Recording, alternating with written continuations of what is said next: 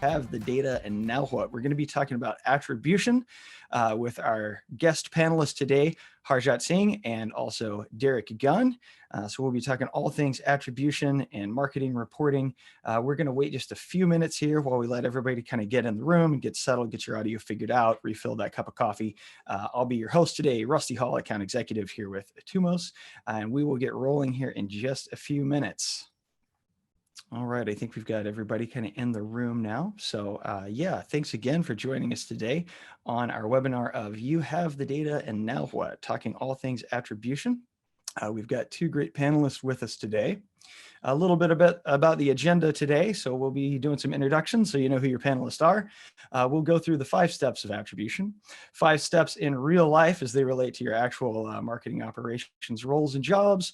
And then we'll do some questions that we've already kind of taken some questions from people before the webinar. We'll answer those and we'll get to a live Q&A at the end of the presentation. I'm your host for today, Rusty Hall. I'm an account executive here at Etumos. I've been in marketing operations for 10 years, both on the practitioner side and the consulting side. I've helped many organizations help maximize their revenue out of their MarTech stack. And then in my spare time, I'm a part-time rock star playing in a Bryan Adams tribute band. So a little guitar playing and a whole lot of marketing automation. Our panelists today are Harjot Singh. Harjot brings over 10 years of experience building and managing marketing operations functions for companies like Hitachi, Uber, LiveRamp. He's currently head of marketing operations at Zip. He brings a passion to the business for helping his clients figure out the best ways to use their MarTech tools and the best ways to build out those customer journeys with those tools. Derek Gunn, our manager of marketing intelligence here at Etumos.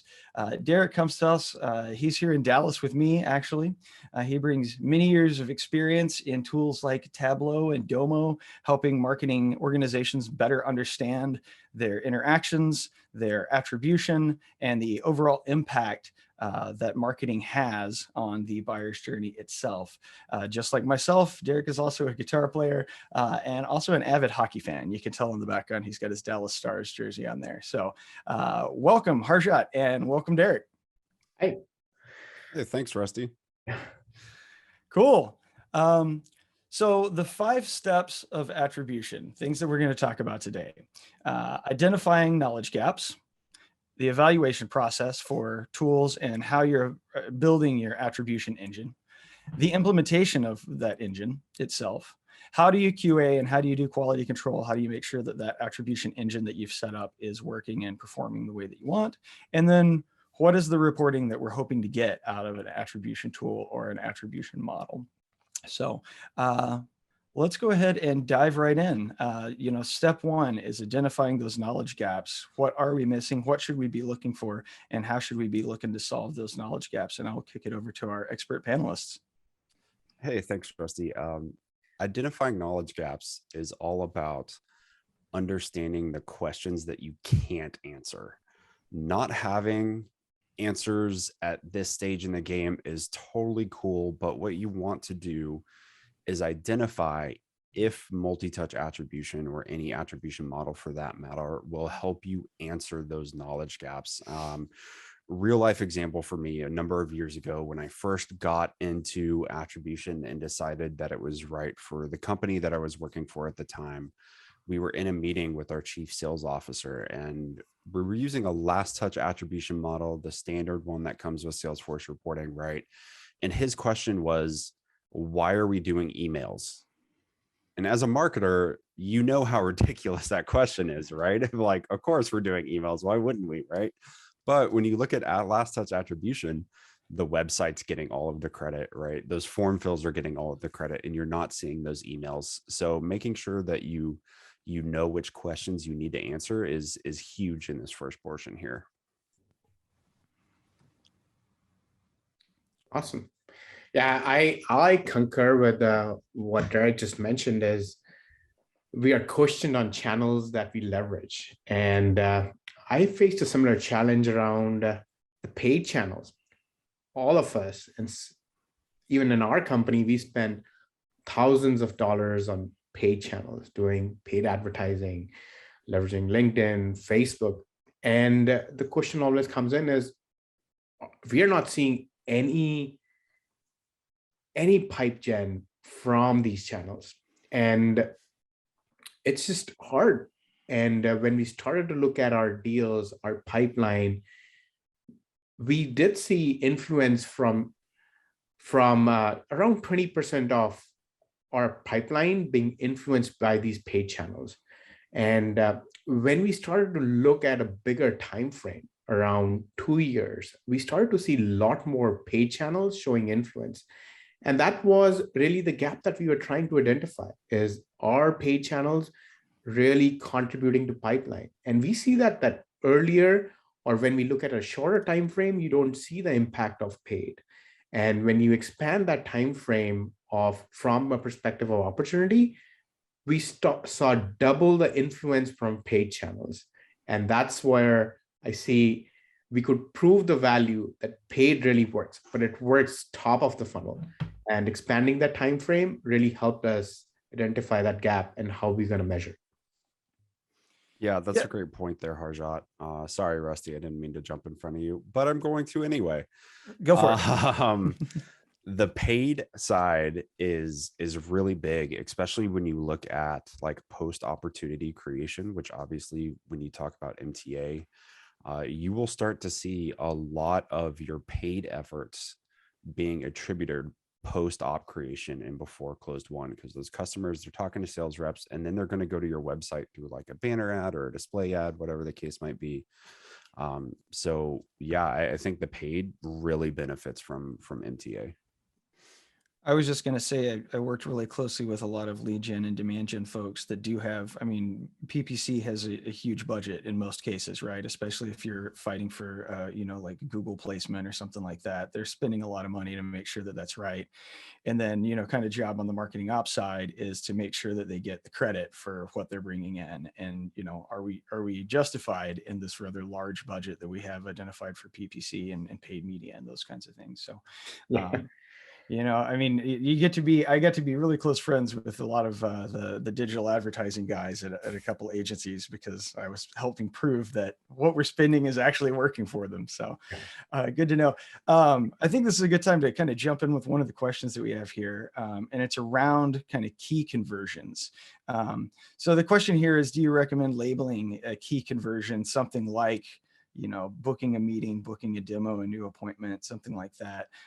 Or is it better to just kind of look at attribution more holistically rather than focus on like a key conversion point? Yeah, I think key conversion points when you're looking at like your life cycle model is extremely important part of attribution.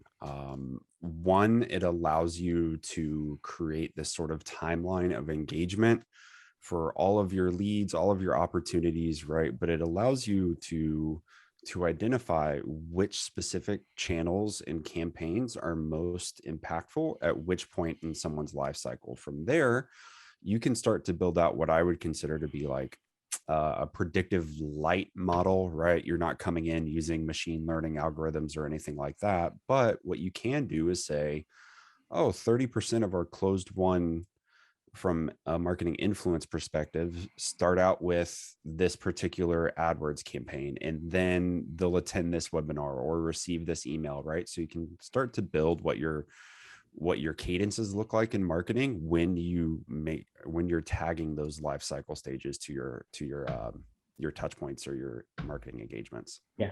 And I think I have a live example here, is that what I'm doing right now at our company is our BDRs and SDRs, they just create opportunities. And if we start to look at conversions that opportunity create, they're not really meaningful. When they're just like a suspect, they're creating an opportunity. They're working all through an opportunity lifecycle. Just looking at conversion at opportunity create is not meaningful. So we look at conversion, we really look at conversion at stage 2. How many opportunities really progress to stage 2? That becomes a conversion point. That's really key for us. So I think it's really important to identify those key conversion points in your business and tag along that. Yeah, so that's interesting, Harjot, because, as a sales rep might, just to keep track of that particular lead that came in, create an opportunity, even if we don't really know that there's an actual budget there or, an actual opportunity, but just to keep track of it. I've seen a lot of sales organizations use opportunity creation in that way, rather than looking at kind of the opportunity close or when does that get progressed. So. Yeah. And I think that's something we should always be aware of, right? How is the sales organization using your opportunity creation, and are we really reporting on the right thing? Yeah. So evaluation, we've identified the knowledge gaps. We know what we're trying to measure, and we know, what the organization would kind of like as an attribution model. We have some ideas around that. But then we have to start evaluating what processes, what tools, what things do we need to bring in order to, get the kind of KPIs that we've identified in the knowledge gap stage. So what does that evaluation process look like for you, Harjot? And when you're identifying a tool, like what are the things you're looking for in that evaluation? Sure. So I think when I start to look at evaluate, one thing at times I get hyped around is what's hot in market, right? This is a new hot marketing attribution tool. Let me look at it. Let me get it on. Get it on the OKR for the quarter. Let's get it implemented without thinking about it, just to show that I can do things. But never do that. Never evaluate. Right? I've done that. But over a period of times, I've been more known for cleaning the house rather than bringing more tools into the house. So my evaluation always starts off with what the business needs are. And as I talked about early on, in identifying the knowledge gaps, that's an important step for evaluation. For us, that gap lied around paid advertising, what data we are not seeing around from paid advertising, and then looking for data sources that are bringing that data. So our goal was we wanted to see how much traffic from paid advertising channels is being driven towards the targeted accounts, and if those targeted accounts are actually engaging and what that influences, and building that into a attribution model per se. So that was our need. And I started looking at attribution tools, but then also in conversation with my team, I told them this problem, that this is what we're looking for.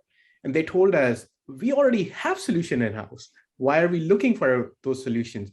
So that's why I said, always look in your house. Look for tools that you already have. Our challenge was looking at data from paid advertising.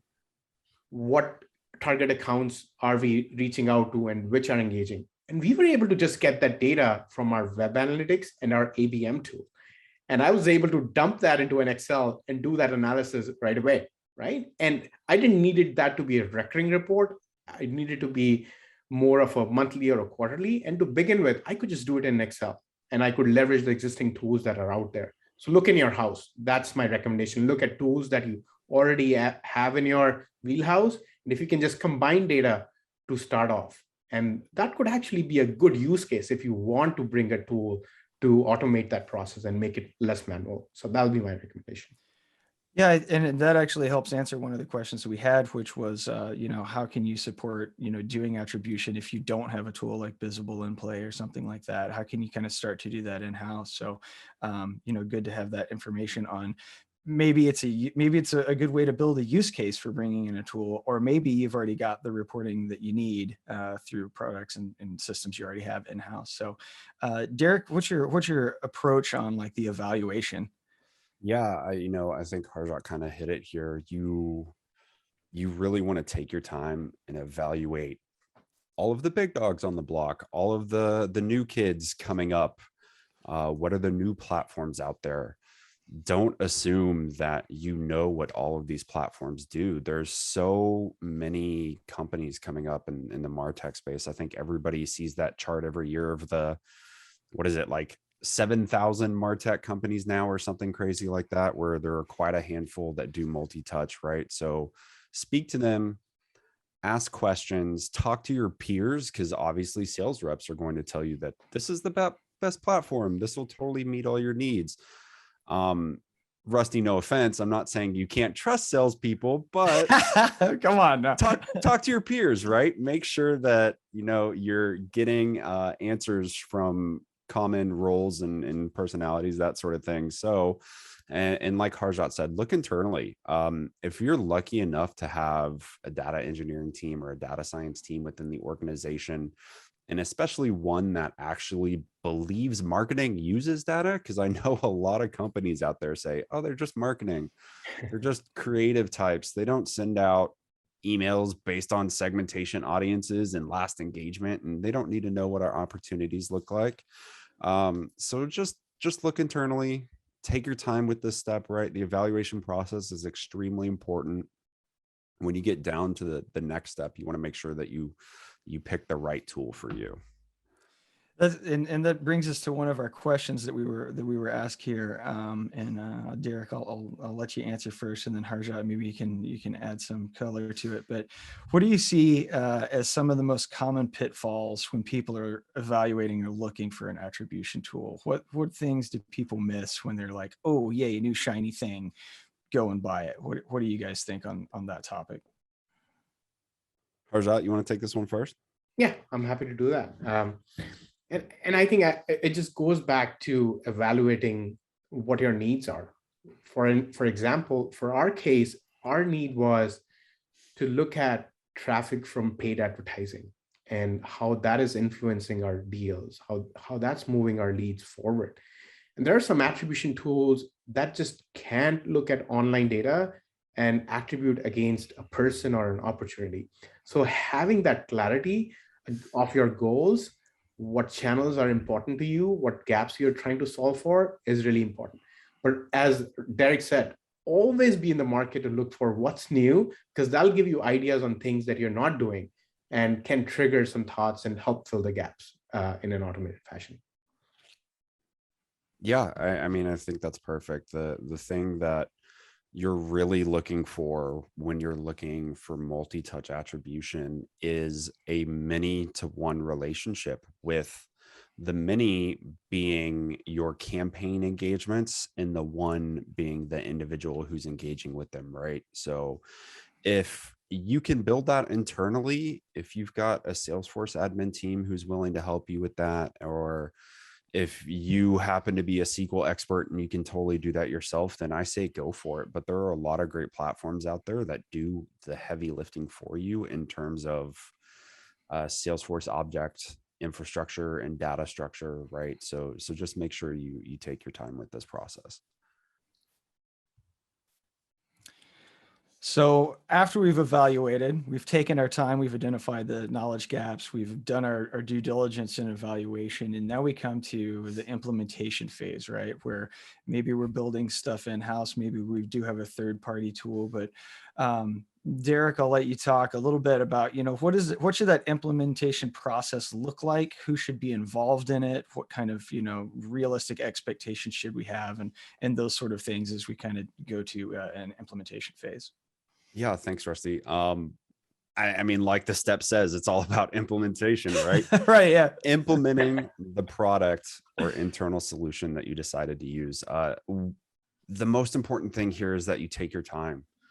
And I know I said that in the last step, and I'm going to say it in this one and through the rest of this webinar here. But in order to get to the end result of what we're trying to get to today, you can't rush this process. And what does that mean? That means talking to stakeholders about what they expect from your MTA platform or internal solution of choice. What questions are you not seeing as the MOPS professional that your demand gen team has to deal with on a daily basis, that your analytics team who is probably helping you with this process, what are they seeing? What questions did they have? Field VP, right? Your C-suite. So really kind of focus in on those questions, and the implementation should be around that. As we mentioned kind of earlier, talk to your peers. There are a lot of great marketing groups out there who have done this, and individuals who have done this before. So ask them if you get stuck. But what you're really looking for in this piece is how to set up the platform that you've chosen to best match the needs of the business and the questions that you couldn't answer from the first stage, right? I'm a firm believer in making the tool work for the business and not the other way around. So if you're having to change up your campaign architecture or your UTM strategy, you may have missed something in the evaluation phase. Yeah, makes sense. That's true. I think implementation is the key. And I've had so many failed implementations, and I'm proud of them because I've learned from them. And I just want to see from a show of hands, how many of you have had failed implementations? Just do a reaction and do a show of hand. You can do a thumbs up. I Yeah, had failed implementations. How many of you had failed implementations? I'm going to keep my hand down for this one, Harjot. I've never broken anything ever. Yeah, but I think we've all had failed implementations, and they're learning for us. And that's why my approach to Derek is a little different here. I want to disagree to some extent, but also agree is that we need to be thoughtful. We need to talk to our stakeholders. But on the other hand, what my motto is to fail fast. Are there things that we can achieve quickly and fail fast and learn quickly for them? For example, in our case, the goal was to show attribution for paid channels. And the way paid channels are going to be measured are by having tracking on our website to make sure that we are capturing all the data from those paid channels.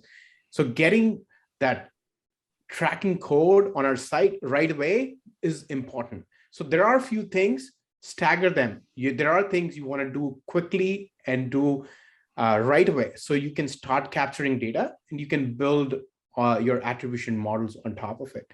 And I think one of the things that I've learned with attribution models is that it's not like our marketing automation platforms where like you do scoring and if you need to redo it, you just need to reset everything and do everything again. It's painful. With attribution platforms, what I've come across, the ones that I've worked with, you can change rules and it just updates your data around your touch points and backdates them. So I think that's the reason I say be thoughtful and also at the same time fail quickly, try to implement things, try to run reports that can answer questions and help you give those quick wins. So that's my advice on implementation. Going boldly. I like it. Yeah. Good approach to that. So let's take a quick question here. As we're talking about implementation and things that we're hoping to get out of, the process there and get the platform up and running.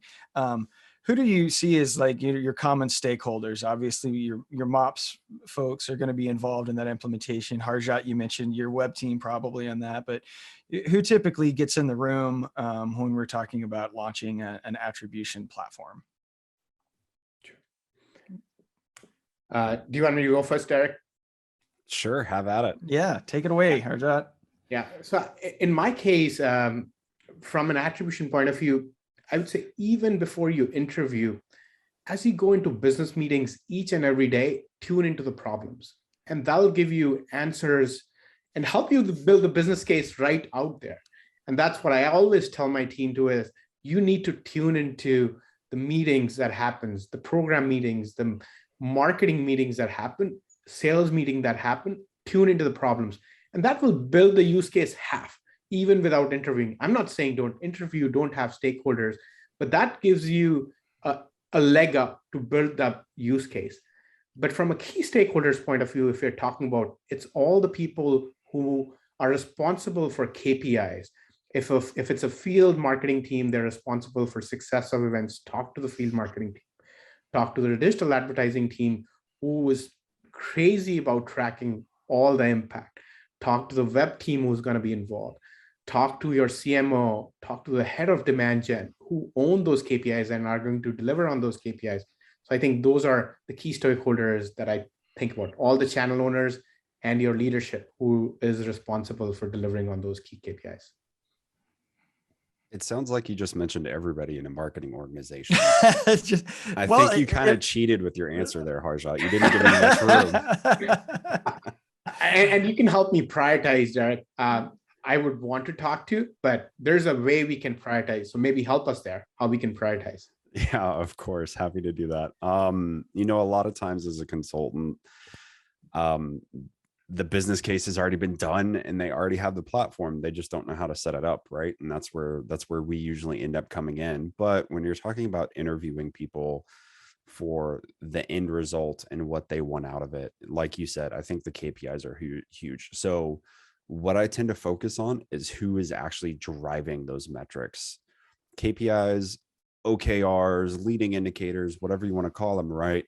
What teams are driving their numbers and their campaigns to those metrics. And I think those are probably the most important ones, because what you're doing with an attribution model at the end of the day is building out a data structure and visualizations and reports that allow you to better understand what your campaign engagement looks like, what those meaningful engagements look like, right? So if you can arm the people who are building those campaigns and pushing those KPIs every month, if you can arm them with the knowledge that you get from an MTA platform, that's what it's for, right? So you're achieving the goal of using MTA if you're arming them with that knowledge. So I really kind of focus on the drivers of the business versus the VPs in the C-suite, right? They're just kind of big picture. Hey, what do the numbers look like, right? Well, how do you drive those numbers? And that's what I tend to focus on. And that's what I usually suggest our clients focus on. Awesome. Fantastic. So moving on to our next kind of larger topic here is the QA and QC portion. So we've gone through our implementation with the stakeholders that we just talked about. Everybody's happy. We've got something that's working. How do we know that it's working? How do we quality control that? How do we check it? How do we look at those metrics? And Derek, I'll let you talk a little bit about how you approach it. You've done lots of implementations. So post-implementation, what should we be looking at to make sure that it's working correctly? Yeah, I really try to take it a couple of ways. The first being line by line reviews of all of the hard work that you put in during the implementation. Super tedious. I kind of enjoy it. I'm sure a lot of people don't, because you're literally looking at Excel files going row by row, checking the audiences. Are there internal employees in your attribution model? Okay, we probably need to exclude them, right? Did we accidentally include an HR campaign inside of our MTA model? Okay, we want to exclude that, right? So there are a lot of things that you get from these line by line evaluations that you don't see in dashboards. Now, dashboards are extremely important. They give you a great quick snapshot of, are we over attributing? Are we over or under attributing? Excuse me. Does this feel like we've kind of hit the right path in our attribution? Do we show that our attribution is actually 105% of the total pipeline? Well, that's probably not accurate. We need to go back again, right?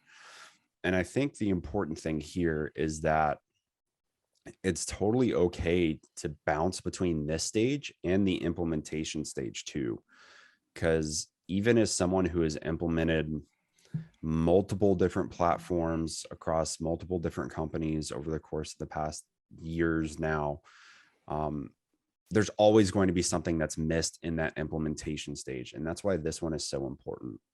You're always going to see that data and be like, oh yeah, I forgot about this one process where our partners do a opportunity reg directly to Salesforce, right? So there's always something, and that's why I really prefer kind of the line by line reviews as opposed to the holistic approaches.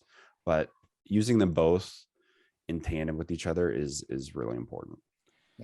So this is, Harjot, I think what I'm hearing from Derek is this is an ongoing process, right? We're always trying to do QA and QC on the tool as business needs change. So, it's not like we've passed this stage and everything's done. It's an ongoing kind of cyclical process. But what's been your experience, Harjot, with the kind of the QA and QC portion of a new tool? Yeah, I think for me, Friday afternoons are QA and QC. I love it. I actually have time on my calendar. Block it off. Yeah. Yeah. And that's not just, it's very true with an attribution, but I actually have a time slot on Friday where I've built my Salesforce dashboard that looks at the health in terms of campaigns, attribution. And speaking specifically for attribution, when we rolled out attribution, I actually built a Salesforce dashboard to track how my touch points are in comparison to the responses that I'm seeing on campaigns. And I actually saw a big gap, which I missed for a couple of months. And after that, I started this Friday routine. But the gap was, and this is a silly thing that happens, and a lot of us might have done it, but I admit to it, is that there was this website tracking code that would track conversions on our website. And I took that tracking code from the platform, put it in our project management tool, copy pasted it, and our developer took it from it and put it on our Google Tag Manager. And we did not see any online touch point for 3 months. And the reasoning behind that was, when we copy pasted from platform to project management to Google Tag Manager, there was an additional space that was added to that tracking code. Perfect. And that led to missed touch points for months and months. So I cannot agree more with Derek that we need to have this QA and QC process. And if you were like me, I recommend putting an hour on your calendar every Friday. Take your coffee or take your drink and look at your data. Look at a holistic level on how your campaigns are performing. Look at a detail level when you start to see those anomalies, that this doesn't look right. Then dig deeper. And especially with methodology, when you want to fail faster, you have to do Q and QC. Yeah, I'm gonna join Harjot for QA Friday from now on. I'm just gonna put that on my calendar. We'll grab a coffee and QC. Man, I think that one's all on y'all. I'm usually out of it by Friday afternoons. I think I'm gonna do mine like midweek. Like a midweek QC yeah, like a midweek process for QC Derek. process. All right. Pick your time, but I think it's needed. Yeah. Whenever you want to plan it, just make sure you plan it. Make it a priority, and make sure that you revisit it so we don't get a months of lost attribution due to a copy paste error. But I think we've all been there too, Harjot. In transferring code over a project management system. But once we do have our kind of QA QC, we were implemented. We kind of know what we want. But what is the kind of major reporting we want out of this? What does that cadence look like? Who should be involved on that reporting process? Those kinds of things, right? This is kind of where the rubber meets the road, right? We did all this work so that we can get this reporting up. But what does that reporting look like for you, Derek, and who should be included in that? Yeah, I've got a couple of word to the wise first, I think, before I start talking about attribution reporting. The first one being is find out inside of your organizations which members are reporting just for the sake of their jobs and not reporting to help improve the business and the campaign. There's always one of them. They always do it. And usually their numbers suck. So if you don't know who it is, just look at whose numbers aren't great, and that'll kind of give you an idea. No, but in all seriousness, I would, and I'm being very serious about this, find out who these individuals are and make sure to balance your reporting cadences with meaningful insights versus trying to help these people out. The second one being that you need to ask questions. You know, as a person, you're taught not to answer questions with questions. Well, in analytics, you really want to do that. A lot of times we'll get requests that say like, hey, how did my opportunities do this month? Like, what does that mean? Is it kind of open-ended number? Is it pipeline? Is it velocity? Right? So really dig in, ask those questions before you start the reporting process, and it'll save you a lot of time and a lot of back and forth. Now, for the actual attribution piece, which is what the question was about to begin with, you've taken all this time and effort to get to this point so far. So Harjot's been hitting on these quick wins, and this is where I usually like to do my quick wins, is with the reporting aspect. Knock out a KPI dashboard. They're simple, they're high level, they can be used in any part of the organization, all the way from the CMO down to the specialists, right? And everybody in between. Get that in, knock that out quick, whether it's in Salesforce or Tableau or Looker or whatever BI platform you have, and start there. Next, I would go after those unanswered questions. It was the whole purpose of this to begin with, right? Is to find answers to those questions that we couldn't find in the first step, right? So I would make that a close second, but getting that KPI dashboard, knocking it out super quick is usually a really easy win. Awesome. Yeah, no, I completely agree. Yeah, I also recommend that cadence in terms of as or the sequence, as Derek mentioned, is that knocking out those KPIs, tackle those first, and then moving on to the individual channels, right? Then looking at channel level reporting. And Derek really pointed out one point that hits home is that when you look at the report, what are you going to improve from that report? And I think even when you interview your stakeholders, ask them this question: what will you do or what will you change once you look at that report? Because that's going to be the driving factor. And that's going to help you bring change that's bigger than that just report and attribution tool, right? So hinting on those questions is really important. And from a reporting point of view, I like to have some quick wins and then have longer term plans. So I like to start small in terms of, are there reports that my stakeholders need that I can answer and create directly from Salesforce, directly from the attribution platform? Can I just create a custom Salesforce report? Can I export this data from multiple sources, combine it, and do Excel or a Google Studio report? Is there going to be a customization needed? I'm going to track it at a later time. Like in our case, a high value report was, I'm going to go back to paid advertising, is we wanted to show the value of paid advertising and the influence that it was bringing.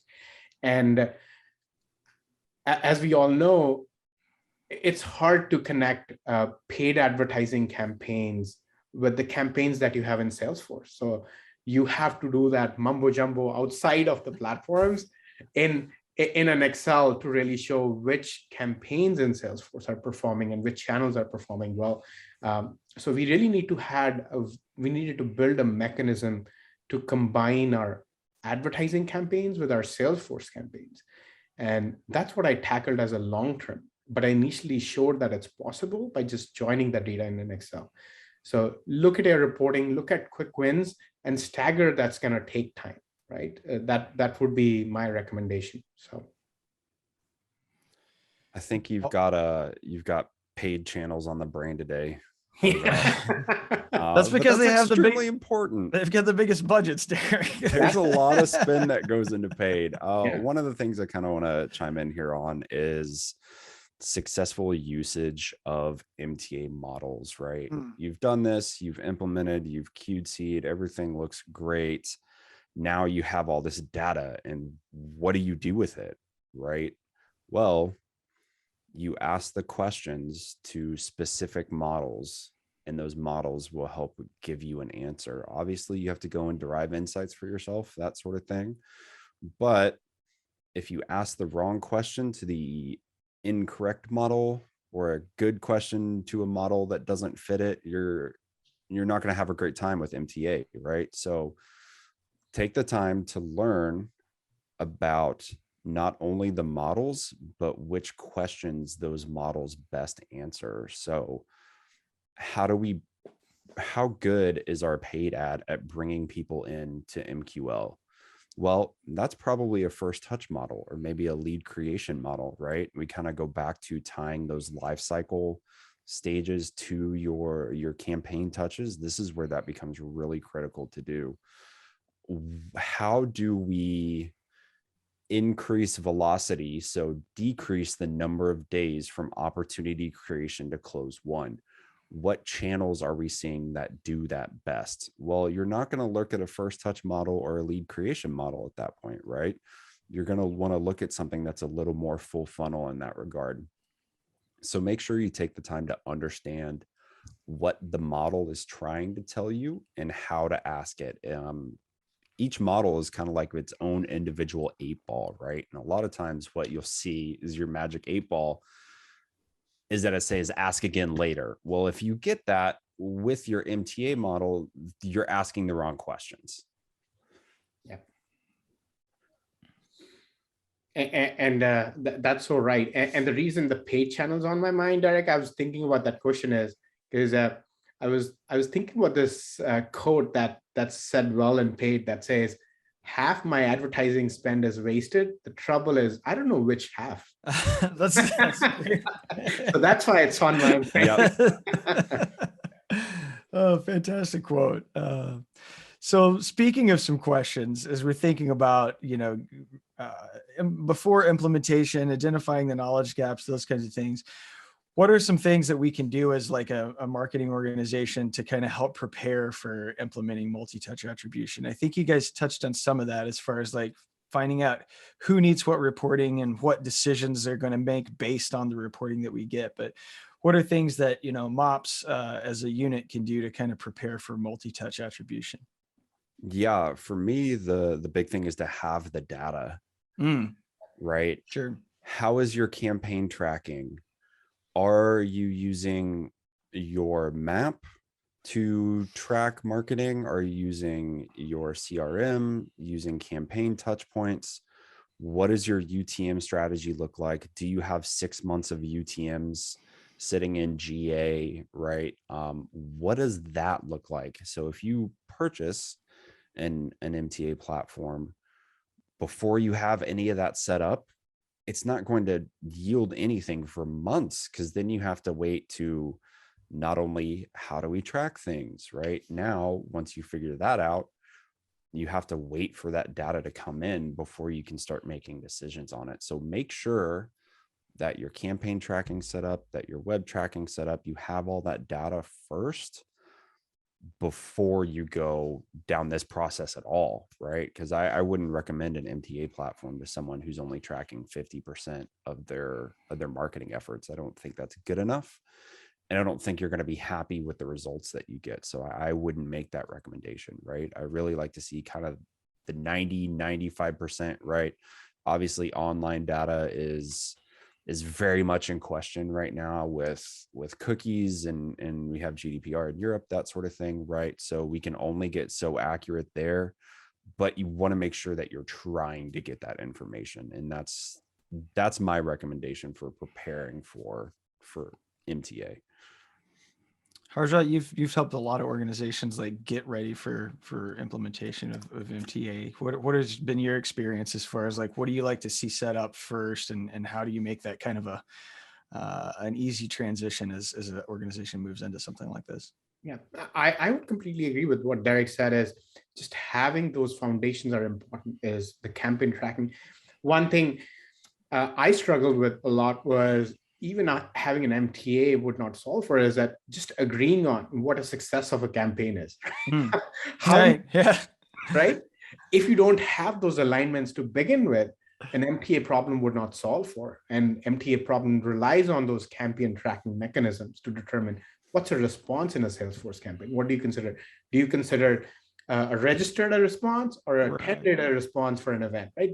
Those clarifications need to be happened upfront. And if we don't have those alignments upfront, an MTA platform would not help. So getting the foundation right and data in place is really the key. And identify those gaps.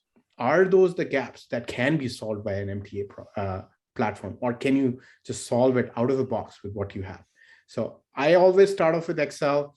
That's my go-to place. If I can solve for, prove my case, show what the end report would look like in Excel, and bring in an MTA to sort of bridge that and automate that process.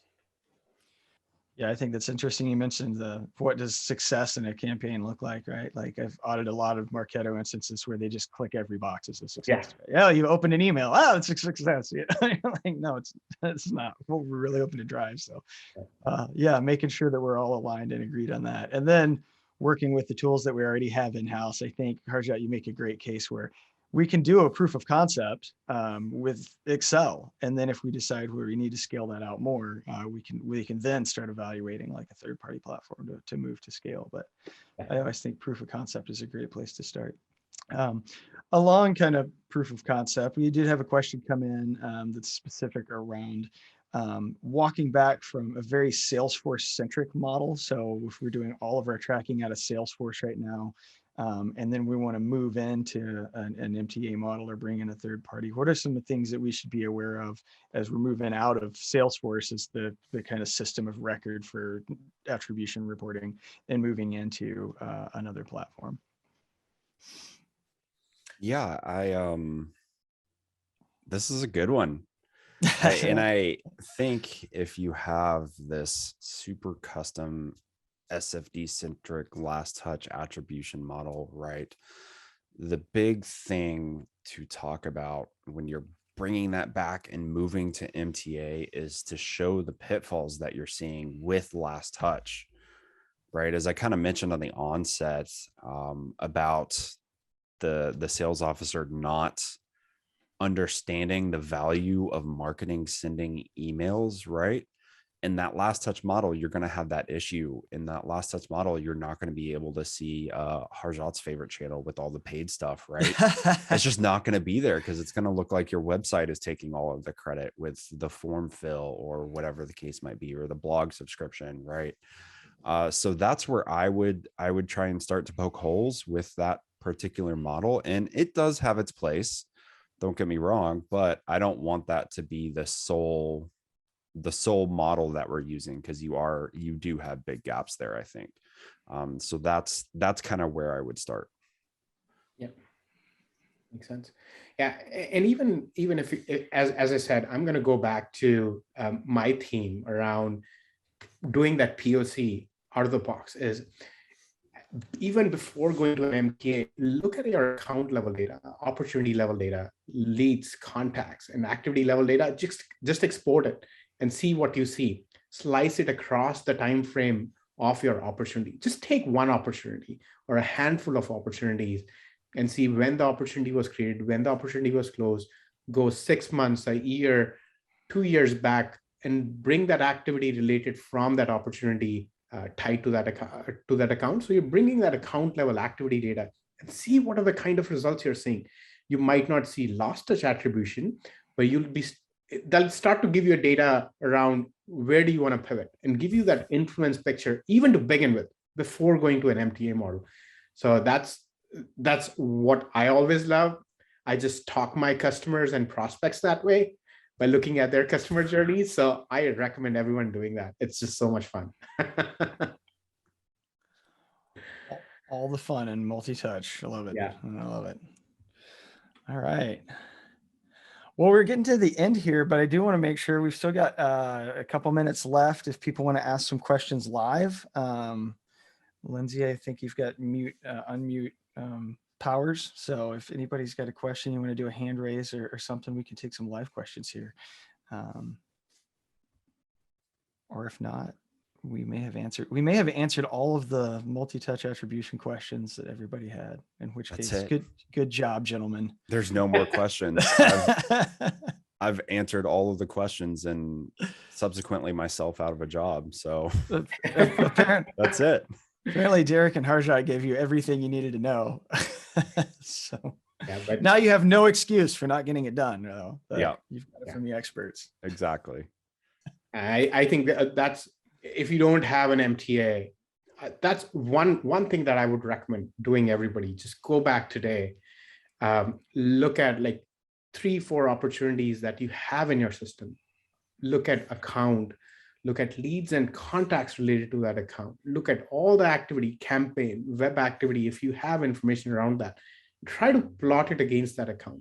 You will see gems. You will see things that are working, things that are not working right away.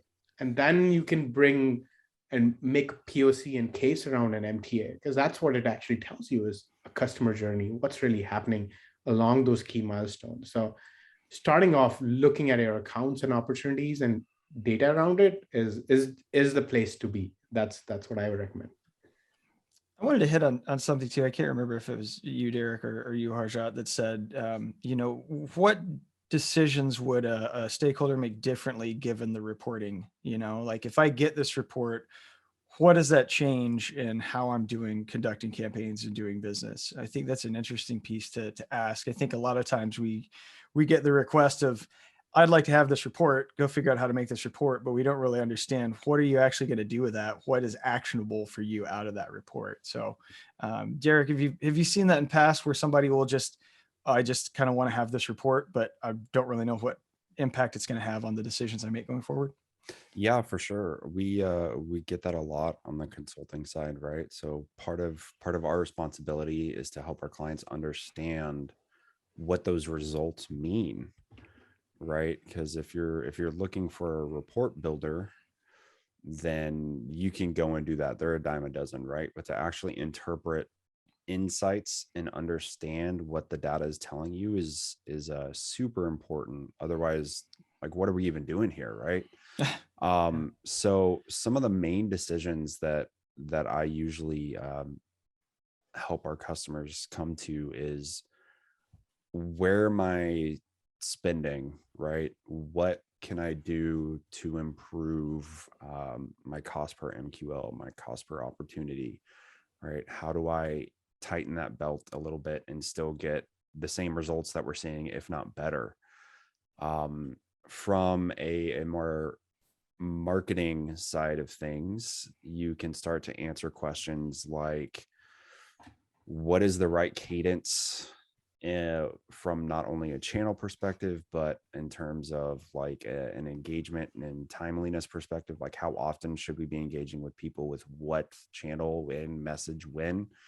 That's a huge one that all marketers have problems with. And the really cool thing to answer for me, and that I think is super impactful when using MTA, is percentage of company funnel. And what I mean by that is, what total percentage of the total opportunities or pipeline value is marketing influencing, and how are we influencing that? Yeah. Which channels within that influence are getting the highest percentage, right?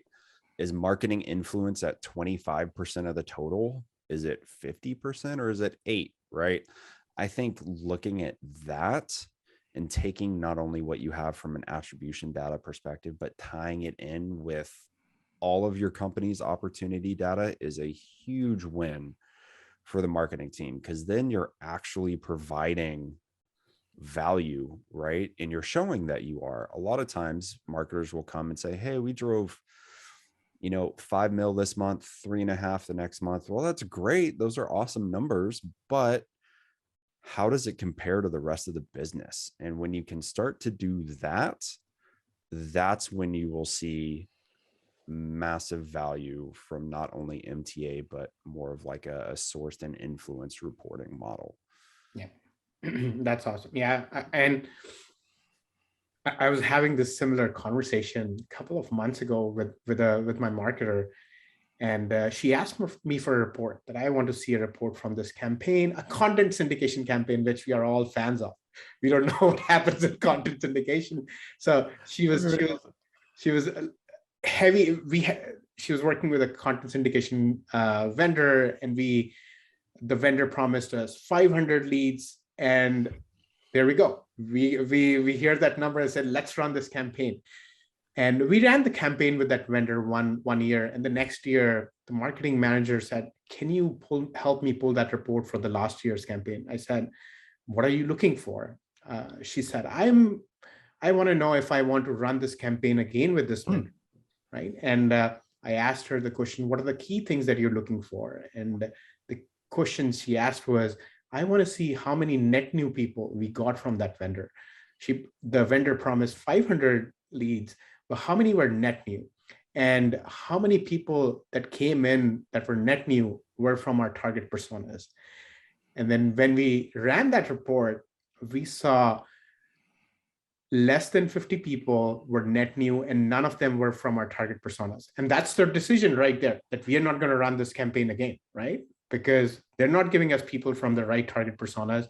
They're not adding value or net new people into our database. So why should we do this again? So I think starting or stopping the spend or increasing the spend with simple reports can be just wonderful. There you have it. Be like Harjot and ask the tough questions before you run the reports. What are we actually trying to prove? I like it. That being said, I think we are about time here. So unless there's any last minute questions that somebody wants to pop on live, we've got just a couple minutes to do that. But big thank you today to not only both of our expert panelists here, Harjot Singh and also Derek Gunn, but also a big thank you to Open Prize, who sponsored this webinar. They got this thing up and going. Open Prize is a single no-code platform that lets you simplify your RevTech stack, respond to changes faster in the market, and scale your operations to achieve your revenue goals. It is a very cool platform. I do highly recommend you go check them out. They do some amazing things, and it makes MOPS life a lot easier when you have the right tools in place.